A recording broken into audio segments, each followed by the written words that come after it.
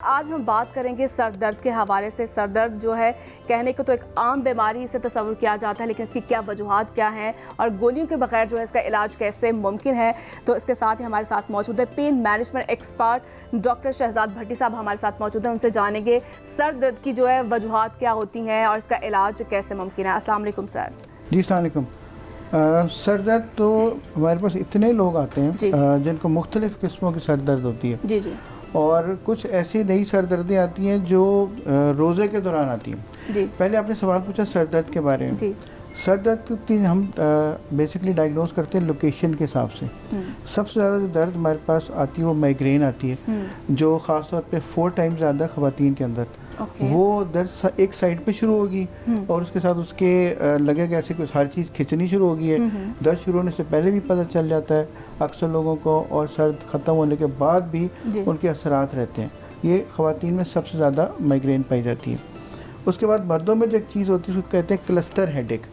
वो आंख से शुरू होती है जो पीछे चली जाती है और लगता है जैसे कुछ छुरी घोंप रहा है। तो वो ज़्यादातर मर्दों में होती है, उसको क्लस्टर हेडेक कहते हैं। तो इससे जो है वो लिंक करता है ब्लड प्रेशर की वजह से भी होती है पेन? बहुत कम, लेकिन ये इसका ब्लड प्रेशर से डायरेक्ट ताल्लुक नहीं है, लेकिन स्ट्रेस में ये ज़्यादा हो सकती है। और जो ब्लड प्रेशर से ताल्लुक है वो टेंशन हेडेक है। वो स्ट्रेस हेडेक है, उसका ताल्लुक ब्लड प्रेशर से हो सकता है। वो एक बैंड की तरह होगी, जैसे बैंड बांधते हैं दो सर के दोनों साइड के ऊपर, और ये भी पीछे जाती है और अल्टीमेटली ये होता है कि गर्दन के पट्टे खींचने शुरू हो जाते हैं। ये बहुत ज़्यादा है। और आखिरी जो चीज़ आती है उसको कहते हैं साइनस हेडेक। ये जगह से जो दर्द होगी उस सर की तरफ जाएगी और उससे भी काफ़ी ज़्यादा शदीद हेडेक होती है और पेशेंट से काम करना या सोना या कोई भी रोज़मर्रा के फ़राइज़ सर अंजाम देना मुश्किल हो जाता है। बिल्कुल ठीक है। अब जिस तरह से हम नॉर्मली रूटीन है हमारी, ये भी बड़ी डिपेंड करती है। अब जैसे कि रमज़ान है, रमज़ान में नॉर्मली यही होता है कि हमने सहरी की, सहरी के बाद सोने के लिए इतना टाइम नहीं होता, नमाज़ वगैरह भी पढ़नी होती है, फिर सुबह हम ऑफिस भी आ जाते हैं। तो क्या ये रूटीन चेंज होने की वजह से भी जो नॉर्मली रमज़ान में सर का दर्द रहता है, ये क्या ये भी वजूहात होती है नींद ना पूरी होने की वजह से? जी बिल्कुल, आपने बड़ी अच्छी बात की है। अब रमज़ान में अक्सर लोग जो मेरे पास आते हैं वो आते हैं जिनको सर दर्द शुरू हो जाती है ज़ोर की नमाज के बाद।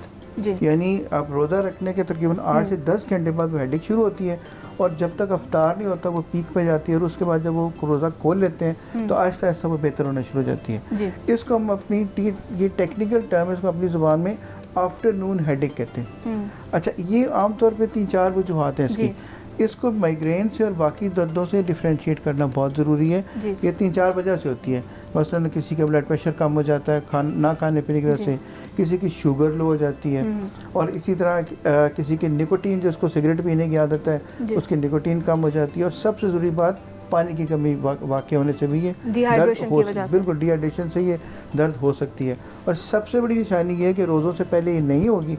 जैसे रमज़ान शुरू हुआ, जैसे रोज़े रखने शुरू किए, उसके बाद आहिस्ता आहिस्ता इस हेडेक का दौरानिया और शिद्दत बढ़ती जाती है। जी बिल्कुल, बॉडी में बढ़ती रहती है।